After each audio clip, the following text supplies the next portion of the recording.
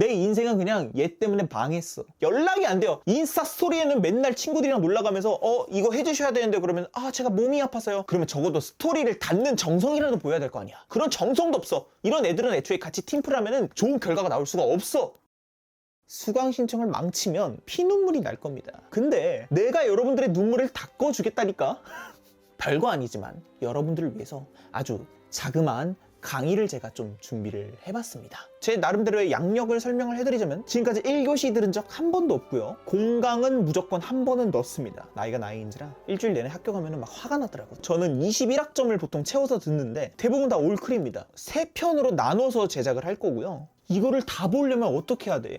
구독과 좋아요 한 번만. 솔직하게 얘기하잖아. 그래서 여러분들이 생각했을 때 좋은 강의는 뭐예요? 성적을 잘 주는 수업이 좋은 강의일까요? 아니면은 정말 우리에게 엄청난 강의력으로 우리에게 많은 배움과 가르침을 주는 것이 좋은 강의일까요? 결국에는 사람마다 기준은 달라요. 누군가에게는 성적을 잘 주는 것이 진짜 좋은 강의일 수 있고요. 많은 가르침을 줄 수 있는 것이 진짜 좋은 강의일 수도 있는 겁니다. 이 둘 중에서 무엇을 더 우선시해야 하는지 전반적으로 구분지어서 설명을 드려보도록 하겠습니다. 먼저 성적부터 한번 설명을 드릴게요. 성적. 자, 우리가 고등학교 때는 성적을 어떻게 매겼는지 한번 생각을 해볼까요? 할 게 많던데 요즘은? UCC도 만들고 막 그렇던데? 근데 대학교도 할 게 많아요.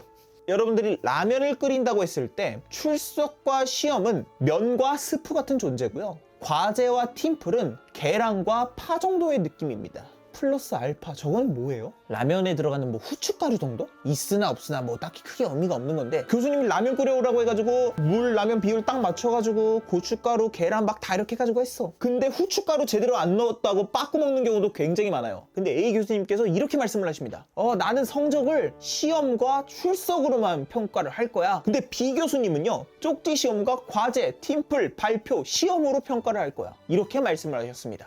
그러면 여러분들이 생각했을 때 성적을 따기 좋은 교수님은 누구일까요? 교수님이 참 너무한 게 이 정도 과제는 해야 내 수업을 따라올 수 있어. 팀플을 해야 협동심도 키울 수 있어. 문제는 교수님끼리 이게 협의가 안 됐다니까? 이거를 교수님 7명에서 동시에 외친다고 생각해봐. 과제가 7배야. 7배. 아니 무슨 뭐 고스톱 치는 것도 아니고 어떻게 과제가 진짜 말 그대로 미칩니다. 이 영상을 아마 안 보신 분들이 없을 거예요. 정말 저도 보면서 대단하다는 생각이 참 많이 들었는데 이분의 강점은 바로 발표 역량입니다. 발표 역량. 이런 사람들은 과연 A 교수님이 좋을까요? B 교수님이 좋을까요? 나는 말도 잘 못해. 그리고 과제하는 것도 너무 싫어. PPT 못 만들어. 팀플 귀찮아. 근데 내가 엉덩이 붙이고 앉아가지고 공부는 되게 잘해. 그럼 이 사람의 입장에서는 과연 A 교수님이 좋을까요? B 교수님이 좋을까요? A 교수님은 오로지 시험과 출석으로만 성적을 평가하세요. 중간고사, 기말고사만 잘 보면 된다는 얘기예요. 문제는 중간, 기말 외에는 아무런 평가 사항이 없기 때문에 여러분들이 만약에 시험을 봤어. 근데 실수로 한 문제만 틀렸어. 그러면 여러분들이 의도치 않게 성적이 많이 바뀌게 돼요. 게다가 그 교수님이 족보가 돌아. 변별력이 없어. 한두 문제만 틀리잖아요? 그러면 여러분들은 비타민에서만 볼 수 있는 C라는 것을 여러분들이 발견하게 됩니다. 반대로 B 교수님 같은 경우에는 할 게 굉장히 많아요. 내 인생은 그냥 얘 때문에 망했어. 연락이 안 돼요. 인스타 스토리에는 맨날 친구들이랑 놀러가면서 이거 해주셔야 되는데 그러면 제가 몸이 아파서요. 그러면 적어도 스토리를 닫는 정성이라도 보여야 될 거 아니야. 그런 정성도 없어. 이런 애들은 애초에 같이 팀플 하면은 좋은 결과가 나올 수가 없어. 그래서 팀플도 망했어. 그럼 발표를 잘하면 돼. 시험을 망쳤어. 출석이라도 열심히 하면 돼. 그래서 이 교수님 같은 경우에는 기회가 굉장히 많아요. 근데 이 교수님의 문제? 할 게 너무 많아. 과제를 내야 되는데 깜빡할 수도 있고 그러다 보니까 이런 것들을 굉장히 잘 챙기는 사람들이 유리하다.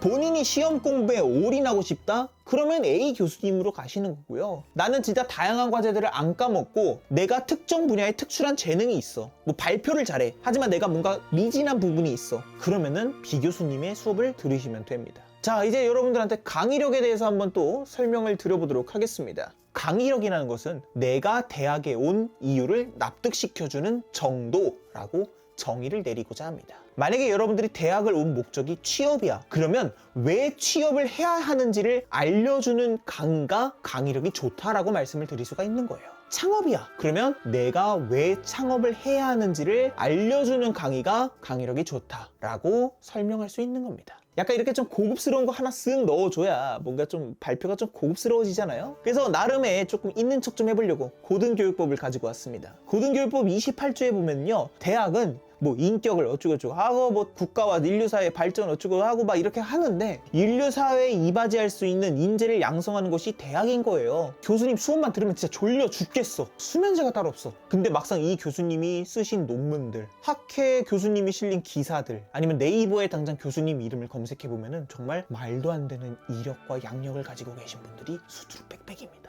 그분들이 가지고 있는 그러한 아이디어와 그분들의 생각들을, 그 강의를 들음으로써 여러분들이 앞으로 국가에 이바지하는 일꾼으로 성장하는 데 있어서 많은 도움을 얻을 수가 있다는 거예요.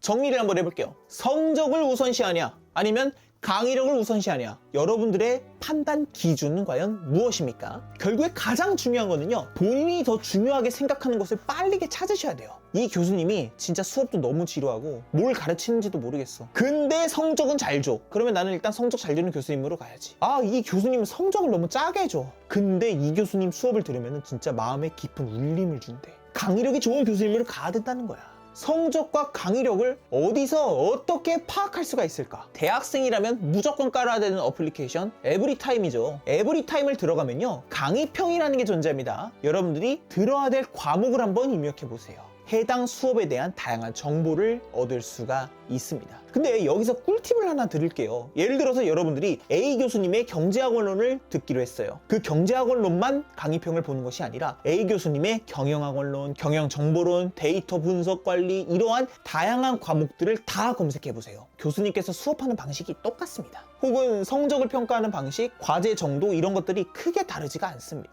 그래서 최대한 교수님의 스타일을 파악하는 것이 좋습니다. 만약에 여러분들이 성적을 우선시하는 사람이야. 그러면은 강의평을 봤을 때 이 교수님은 성적을 꽉 채워줍니다. 혹은 이 교수님은 시험에 변별력이 있습니다. 이러한 문장이 많은 교수님이 좋습니다. 반대로 나는 진짜 교수님이 강의력이 좋은, 진짜 많은 가르침을 주는 교수님이 좋아. 그러면 수업을 풀로 하시는, 강의력이 좋은, 배울 것이 많은, 할 게 많은, 이러한 문장이 많은 교수님일수록 강의력이 좋은 교수님이라고 평가할 수가 있습니다. 더 중요한 정보는 강의 계획서. 여러분들이 우선적으로 봐야 할 정보를 알려드리겠습니다. 먼저 성적을 중요시하는 여러분들은요, 성적평가 비율을 보셔야 돼요. 성적평가 비율.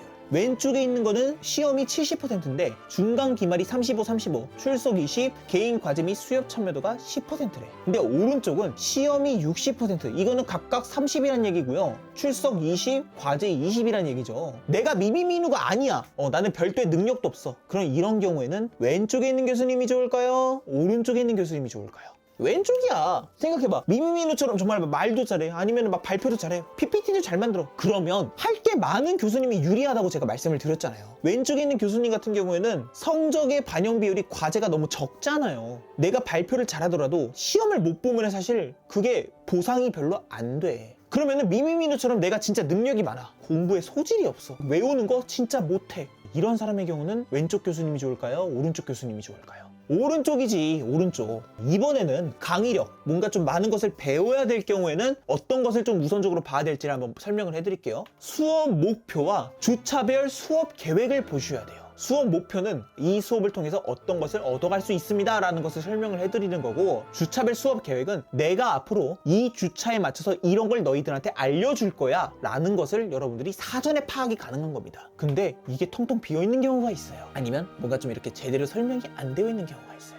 어떻게 보면 강의 계획서는 교수님과 가장 먼저 만나게 되는 출입구 같은 역할을 하는 건데, 여러분들도 식당을 갈 때 입구가 조금 깔끔하고 이뻐야 조금 들어가고 싶은 마음이 생기잖아요. 마지막으로 내가 진짜 에타까지도 받고 강의 계획서까지 내가 다 봤어, 진짜 너무 헷갈려, 아니면 우리 학교에 처음 오신 교수님이라서 에타에 강의평이 없어, 이런 경우들이 있을 거예요. 그러면 저는요, 그 교수님께서 작성하신 논문을 검색해 봅니다. 그 교수님이 어떠한 관점으로 어떻게 아이디어를 가지고 있는지를 파악할 수가 있어요. 예를 들어서 여러분들이 주된 관심사, 그리고 교수님의 주된 관심사가 일치한다면은 여러분들도 아마 그 수업을 통해서 많은 것을 얻어낼 가능성이 높습니다. 구글에다가 교수님 성함과 담당하시는 전공을 같이 검색을 해보세요. 그러면요, 다른 학교에서 수업을 하시다가 오신 교수님이 나올 경우가 있습니다. 저도 새로 오신 교수님이 제 여자친구 출신 교수님이신 경우가 있어가지고요, 제가 여친 에브리타임으로 이렇게 정보를 얻어낸 경우가 있었거든요.